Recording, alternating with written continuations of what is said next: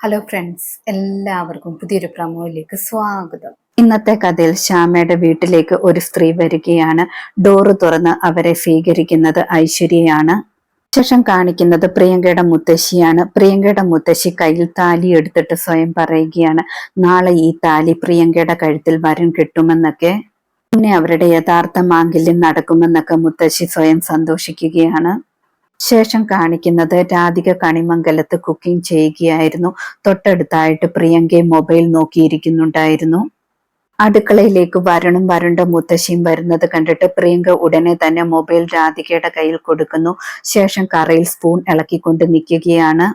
വരണ്ടമ്മ അവിടേക്ക് വന്നിട്ട് പറയുന്നുണ്ട്, ഞാൻ ശരിക്കും വിചാരിച്ചത് രാധിക മോളാണ് പാചകം ചെയ്യുന്നതെന്ന്. പ്രിയങ്ക അപ്പോൾ പറയുന്നുണ്ട്, ചേച്ചിക്ക് അതിന് വീഡിയോയിൽ നിന്നും കണ്ണെടുക്കാൻ ടൈം വേണ്ടേ, മൊബൈലിൽ നോക്കിയിരിക്കുകയായിരുന്നു ചേച്ചി എന്നൊക്കെ പറയുന്നു. വരണ്ടമ്മ കറി ടേസ്റ്റ് ചെയ്യുന്നുണ്ട്. ടേസ്റ്റ് ചെയ്തിട്ട് പറയുന്നുണ്ട്, നന്നായിട്ടുണ്ട് മോളെ, നല്ല കൈപുണ്യമുണ്ടെന്നൊക്കെ.